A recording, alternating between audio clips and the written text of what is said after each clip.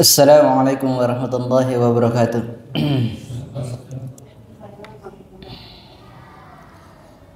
Innal hamdalillah nahmaduhu wa nasta'inuhu wa nastaghfiruh wa na'udzu billahi min shururi anfusina wa min sayyiati a'malina.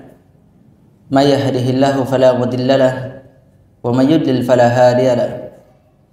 Asyhadu an la ilaha illallah wahdahu la syarika lahu wa asyhadu anna Muhammadan abduhu wa rasuluhu sallallahu alaihi wasallam tasliman katsira. Amma ba'd. Alhamdulillah, segala puji bagi Allah Subhanahu wa taala, Rabb semesta alam. Kita memuji Allah Subhanahu wa taala dengan pujian yang ikhlas, pujian yang tinggi, pujian kecintaan pengagungan hanya kepadanya. Kemudian salawat dan salam atas Nabi Allah Muhammad sallallahu alaihi wasallam beserta keluarga dan para sahabatnya, wa huwa uswatun hasanah. Rasulullah sallallahu alaihi wasallam teladan terbaik untuk seluruh manusia. Alhamdulillahilladzi bi ni'matihi tatimmus shalihat. Allah Subhanahu wa taala mempertemukan kita kembali di salah satu rumah dari rumah-rumahnya di Masjid Al-Mubarak Trika. Semoga dengan pertemuan ini Allah Subhanahu wa taala menjadikan kita orang-orang yang istiqomah di atas agamanya. Semoga Allah Subhanahu wa taala senantiasa melimpahkan taufiknya kepada kita semua, dan semoga Allah Subhanahu wa taala mewafatkan kita di atas Islam dan sunnah.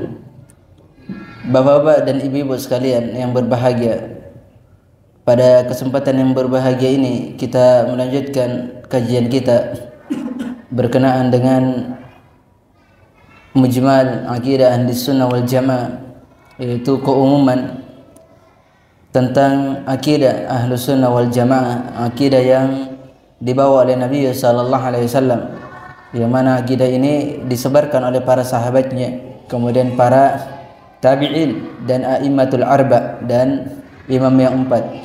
Yang mana dari pembahasan-pembahasan sebelumnya kita telah membahas tentang keimanan, kita membahas tentang berkaitan dengan pokok-pokok dari akidah tersebut berupa tauhid uluhiyah, rububiyah, asma wa sifat.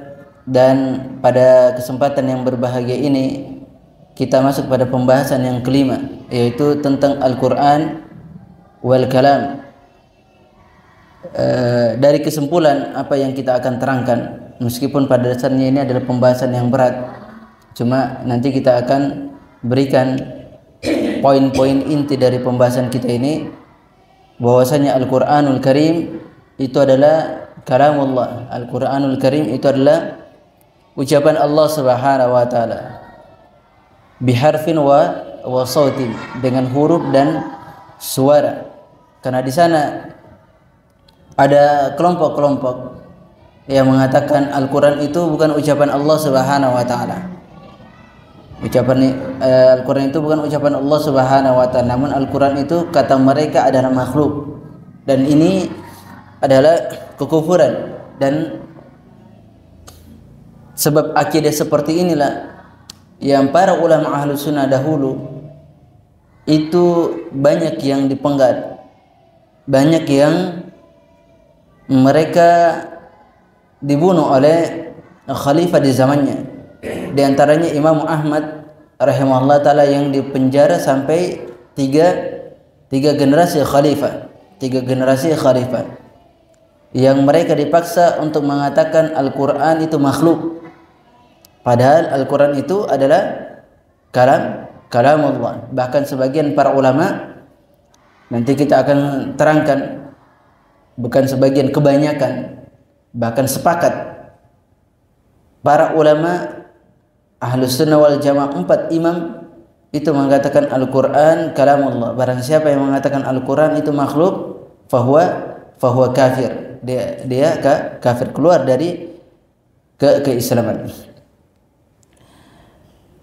Kata beliau di sini, Al-Quran wal kalam. Al-Quran kalamullah, hurufuhu wa ma'ani munazzalun ghairu makhlukin, minhu bada wa ilaihi ya'ud, wa huwa mu'ajizun dalun ala sidqi man ja'a bihi sallallahu alaihi wasallam wa mahfudun ila yaumil qiyamah. Poin yang pertama, diterangkan di sini bahwasanya Al-Qur'an adalah firman Allah Subhanahu wa taala. Ada huruf dan ada pula makna-maknanya. Ada pula makna-maknanya. Yang mana Al-Qur'an ini diturunkan, dia bukanlah makhluk.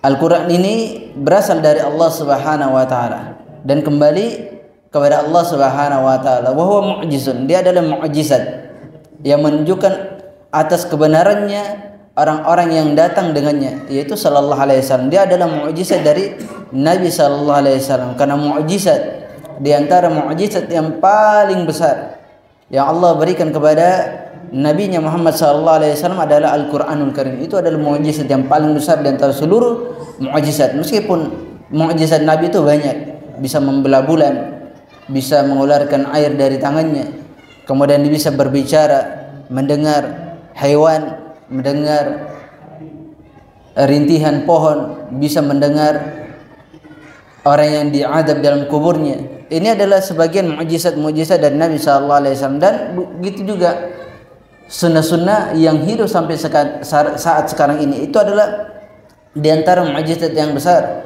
yang diberikan oleh Nabi sallallahu alaihi wasallam. Kemudian dan Al-Qur'an itu dijaga. Allah Subhanahu wa taala yang menjaga Al-Qur'anul Karim.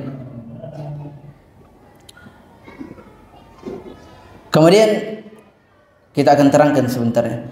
Allah Subhanahu wa taala, yang kedua poinnya adalah Allah Subhanahu wa taala yatakallam bima syaa wa mata yasha wa kaifa syaa wa kalamuhu ta'ala haqiqatun biharfin wa sautin wal kaifiyatu la na'lamuha illa wala nakhudu fiha.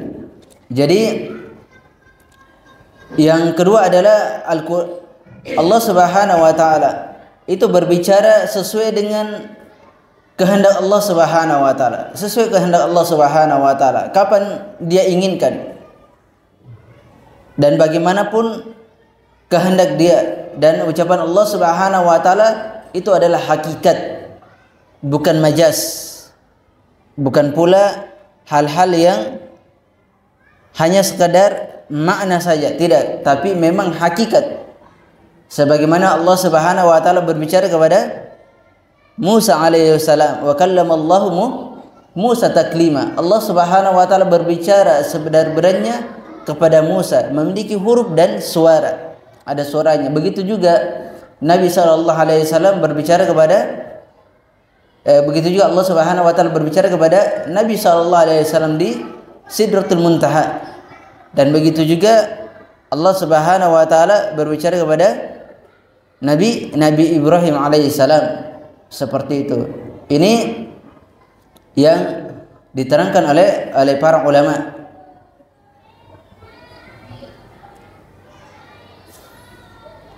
Kemudian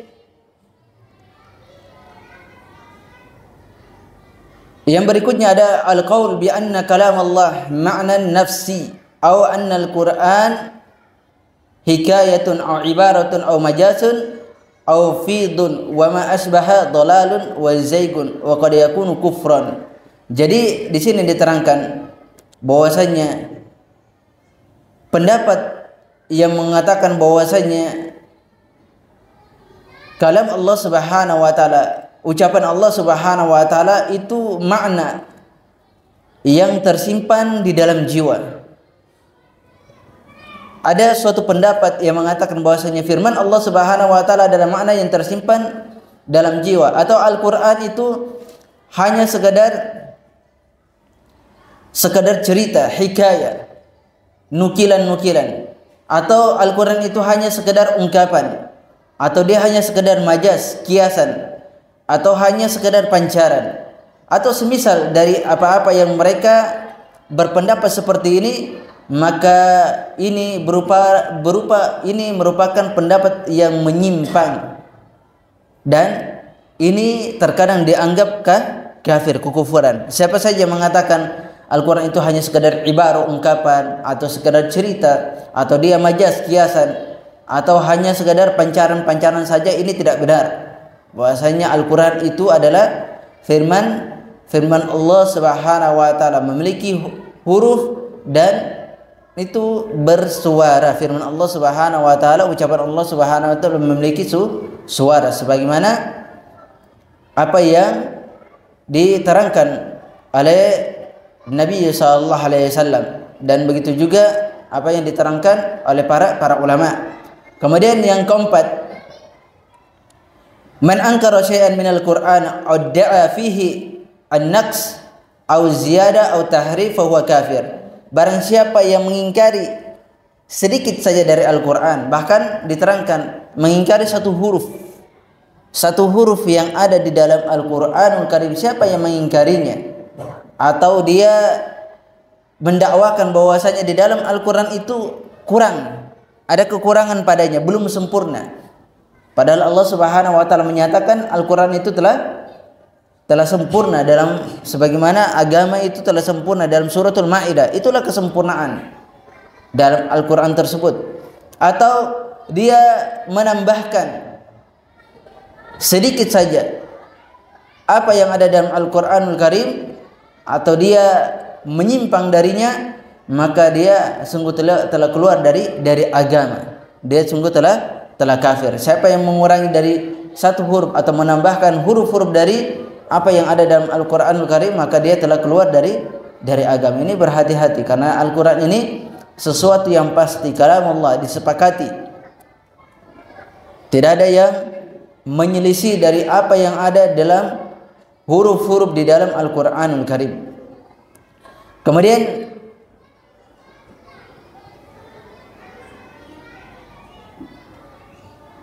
berikutnya, Al-Qur'anul Karim yajibu an yufassiru bima huwa ma'lumun min manhajis salaf, wala yajuzu tafsiruhu bi ra'yi mujarrad, fa innahu minal qawli 'ala Allah bi ghairi ilm wa ta'wiluhu bi ta'wilatil batiniyah wa amsaluha kufrun. Lihat, Al-Qur'an itu wajib menafsirkannya sebagaimana yang sudah maklum, sudah diketahui dari thariqah orang-orang terdahulu, dari jalannya orang-orang terdahulu. Siapa jalannya? Jalannya para sahabat, jalannya orang-orang yang belajar dari para sahabat. Siapa? Tabi'in, orang-orang yang mengikuti mereka, dan orang-orang yang mengikuti mereka setelahnya dari imam yang 4. Wajib seseorang itu benar-benar menafsirkan Al-Quran sesuai dengan penafsiran para sahabat. Tidak boleh dengan ra'yu, tidak boleh dengan pikiran sendiri, tidak boleh dengan akal dia sendiri. Itu tidak dibenarkan dalam syariat,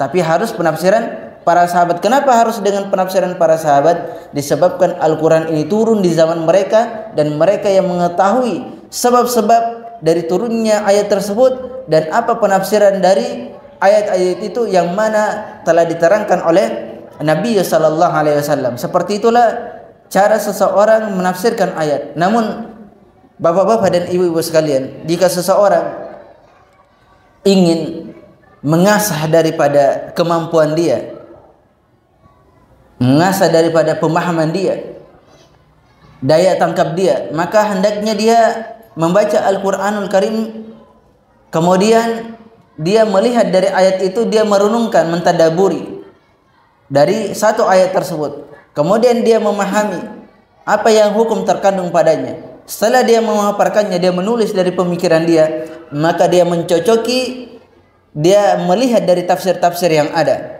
Apabila pemikiran dia mencocoki tafsir yang ada, apa yang dia telah pahami dari hukum-hukum yang ada, kemudian dia paparkan di dalam hukum-hukum yang diterangkan oleh para ulama, kemudian tafsir yang ada dalam pikiran dia mencocoki dari tafsir Al-Qur'anul Karim, maka Allah Subhanahu wa taala telah memberikan anugerah kepada dia berupa pemahaman yang baik dalam Al-Qur'anul Karim.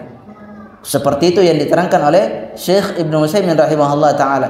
Namun apabila dia tidak mencocoki pemahaman dia yang diterangkan oleh para ulama, maka hendaknya dia terus-menerus mengasah pemahaman dia agar pemahaman dia itu baik di dalam memahami Al-Quran, sehingga dia benar-benar mengetahui Rabbnya Subhanahu wa ta'ala.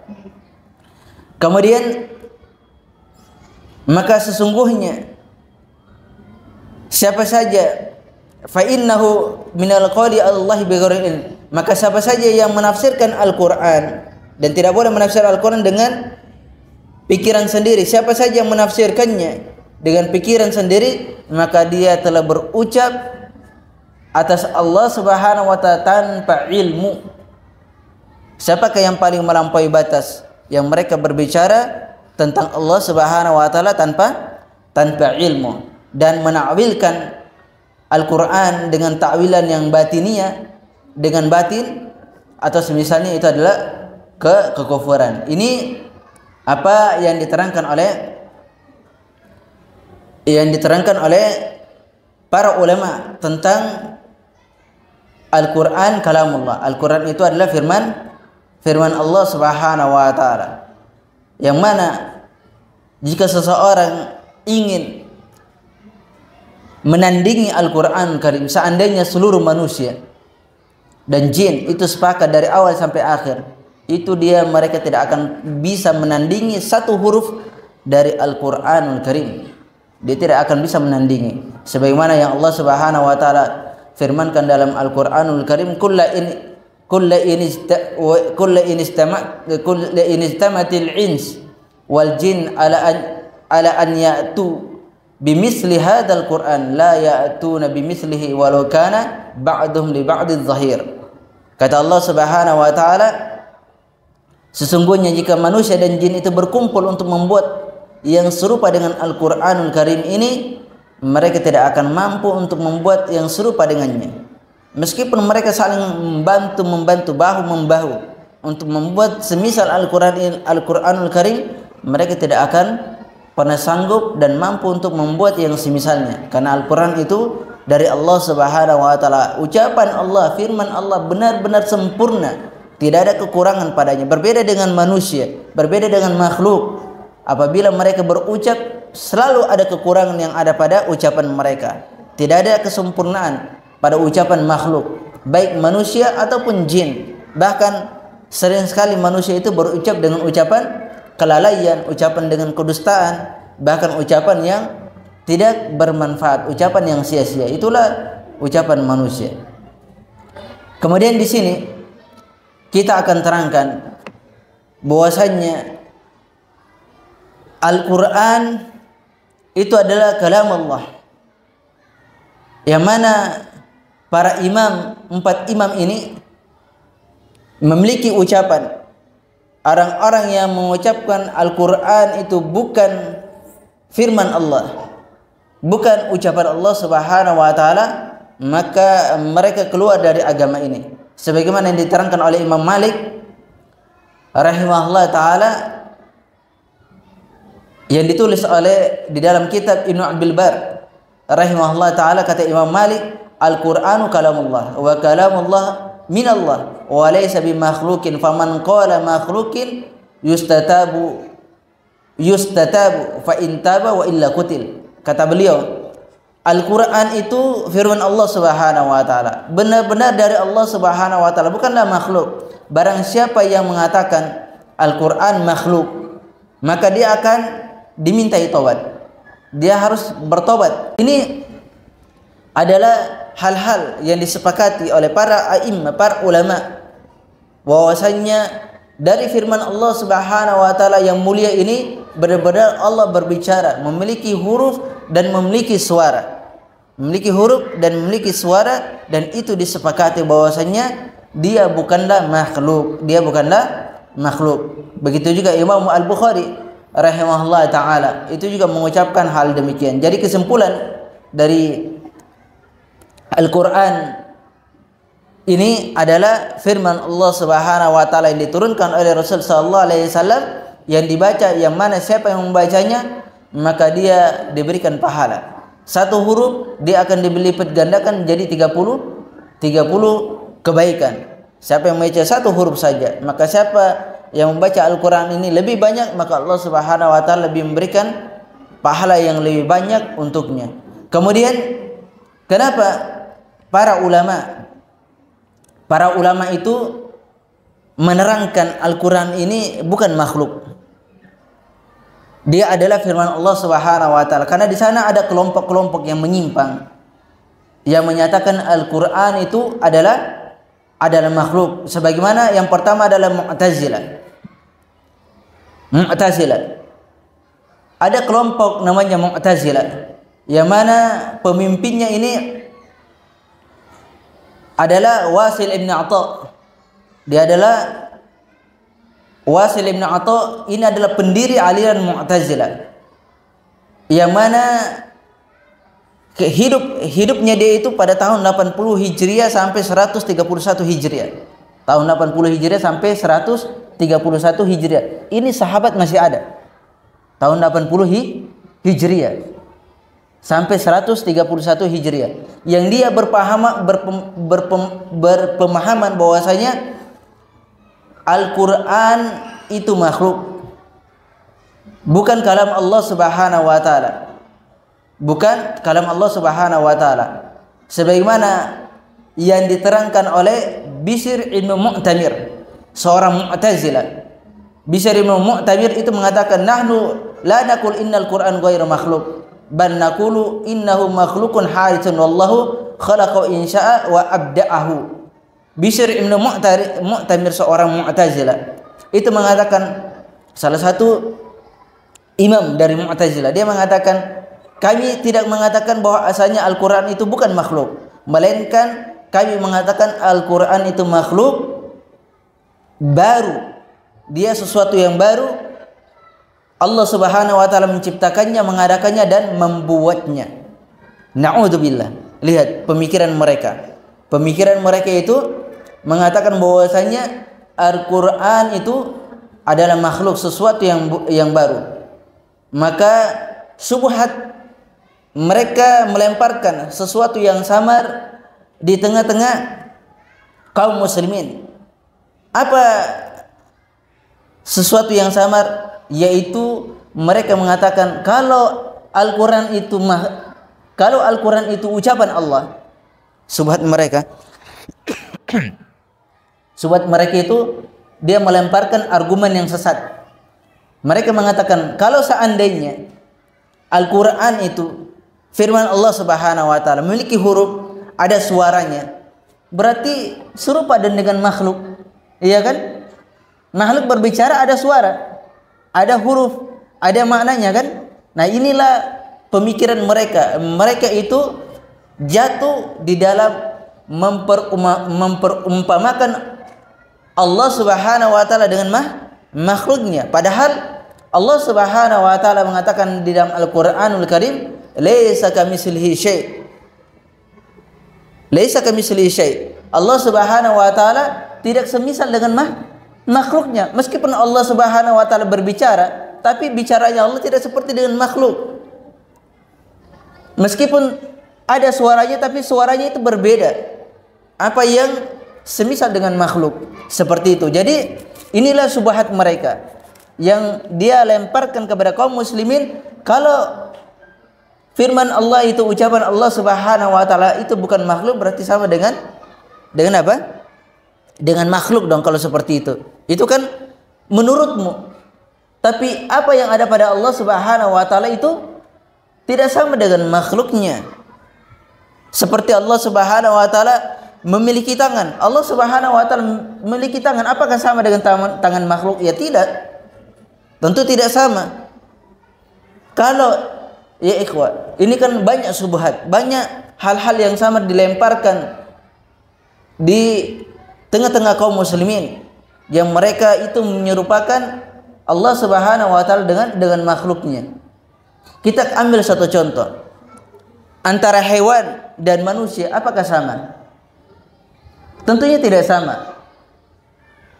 Hewan dan manusia tentunya sama. Ada yang memiliki tangan, ada yang memiliki kaki, memiliki mulut, memiliki gigi dan seterusnya. Apakah sama? Kalau antara makhluk saja dengan makhluk itu tidak sama, tentulah terhadap Allah Subhanahu wa taala yang Maha Pencipta, itulah tentulah tidak semisal dengan Allah, tidak semisal dengan Allah Subhanahu wa taala. Laisa kamitslihi syai'. Allah Subhanahu wa taala tidak semisal dengan apapun, tidak semisal dengan makhluknya.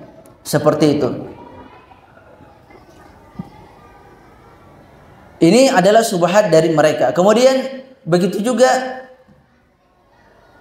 kelompok namanya Jahmiyah yang dibawa oleh Jahm ibnu Safwan, yang dibawa oleh Jahm bin Safwan. Yang mana orang-orang ini Jahm bin Safwan itu mengatakan la yajuzu an yuqalu inna Allah yatakallam bi harfin wa sautin bal innama kalamuhu ma'nan qa'iman bi dzatihi. Lihat, subhatnya Jahm bin Safwan, orang-orang Jahmiyah dinisbahkan kepadanya. Jamaah sekalian, teman-teman, begini, saya ingin memberikan pemahaman tentang akidah kita ini sebelum saya melangkah ke sini. Keyakinan akidah yang menyimpang itu biasanya dinisbahkan dua perkara. Yang pertama, terkadang akidah itu dinisbahkan kepada orangnya yang menyimpang. Orangnya, misalnya orang-orang tersebut seperti Jahmiyah, itu namanya Jahm bin Safwan, disebabkan kepadanya. Sebagaimana Abul Hasan Al-Asy'ariyah, ada akidah Asy'ariyah, ini disebabkan kepada Abul Hasan, berarti sama orangnya. Ada yang penyimpangan itu dinisbahkan kepada keyakinan itu sendiri, apa yang dia yakini, seperti batiniyah. Ada keyakinan batiniyah, sama, dia mengatakan Al-Quran itu makhluk, dia adalah dari Syiah, tapi keyakinannya apa? Keyakinan batiniyah, maka dikatakan al-batiniyah. Maka setiap akidah yang menyimpang itu dinisbahkan, ada kalanya dia dinisbahkan langsung kepada orangnya, dan ada dinisbahkan kepada keyakinannya langsung. Adapun Ahlus Sunnah wal Jamaah, maka akidah mereka itu dinisbahkan kepada apa? Sunni atau As-Sunnah atau Al-Jamaah atau Ahlus Sunnah wal Jamaah itu sendiri, sebagaimana yang kita terangkan di awal dari pembahasan. Maka akidah Ahlus Sunnah itu tidaklah dinisbahkan kecuali Ahlus Sunnah itu sendiri, atau dikatakan dia adalah Sunni. Apa Sunni itu? Sunnah, dari kata sunnah. Kalau ada yang mengatakan apakah siapa dia? Dia adalah Sunni, berarti penisbahan daripada sunnah, sebagaimana seperti ini yang kita terangkan sebelumnya. Bapak orang Bugis atau orang Makassar, kalau dikatakan dia ini orang Makassar atau orang Bugis, apa dikatakan? Bugisi, atau dikatakan Makassari, dia adalah orang Bugis, dia adalah orang Makassar. Sebagaimana dengan Sunni itu adalah orang yang berpegang teguh kepada sunnah. Itu adalah nisbah daripada ahli sunnah. Itu adalah akidah mereka. Akidah mereka ini berasal dari Nabi Sallallahu Alaihi Wasallam. Ini bapak-bapak dan ibu-ibu, ini benar-benar kita harus seriusin ini, karena banyak sesuatu yang samar di sini yang disebarkan oleh orang-orang yang menyimpang di dalam akidah, menyebarkan di tengah-tengah kaum muslimin pemahaman ini, bahwasanya mereka menyerupakan Allah terhadap makhluknya, dan mereka mengatakan Al-Quran itu bukan firman Allah Subhanahu wa taala. Lihat di sini, Jahm bin Safwan itu mengatakan tidak boleh dikatakan bahwa Allah Subhanahu wa taala itu berbicara dengan huruf dan suara. Itu tidak boleh, kata dia. Melainkan dia adalah ucapan yang hanyalah memiliki makna yang berdiri pada zat Allah Subhanahu wa taala, berdiri pada zat Allah Subhanahu wa taala. Hanya makna saja. Al-Qur'an itu makna. Jadi Al-Qur'an yang dibaca itu makna, tapi yang mengibarahkan adalah, yang memberikan ungkapan adalah Jibril. Kemudian disampaikan kepada Nabi Muhammad sallallahu alaihi wasallam. Ini ada hal-hal yang keliru di dalam pemahaman akidah ini. Begitu juga Abul Hasan Al-Asy'ari yang mereka menisbahkan kepada Asy'ariyah, akidah Asy'ariyah. Yang akidah Asy'ariyah ini hanya menetapkan berapa? 22 nama dan sifat, padahal Allah Subhanahu wa taala memiliki 99 nama dan sifat Allah Subhanahu wa taala. Innallaha tis'an wa tis'ina isman. Sesungguhnya Allah Subhanahu wa taala itu memiliki 99 nama. Adapun orang-orang Asy'ariyah itu hanya menetapkan 20 lebih daripada nama. Kemudian kelompok yang berikutnya, yang keempat, yang menyimpang, yang mengatakan Al-Quran itu makhluk adalah orang-orang batiniyah dari Syiah. Yang terakhir adalah orang-orang filsafat. filosof. Ini bahaya orang-orang yang masuk dalam ilmu filsafat, yang menetapkan, yang mereka mengatakan Al-Quran itu makhluk. Orang-orang filsafat. Siapa pendiri utama, tokoh utama dari filosof ini di kalangan Islam? Mereka adalah Ibnu Sina. Dia adalah Ibnu Sina dan Al-Farabi. Ibnu Sina dan Al-Farabi ini adalah tokoh filsafat pertama di dalam Islam. Yang mana filsafat ini diambil dari Yunani. Diambil dari Yunani. Yang filsafat ini diambil pemikiran dari Plato dan Socrates, kemudian Aristoteles. Semua itu adalah ahli filosof. Dia adalah ahli filsafat yang mereka benar-benar mengatakan bahwasanya Al-Quran itu bukanlah firman Allah Subhanahu wa taala, hanya sekedar pancaran.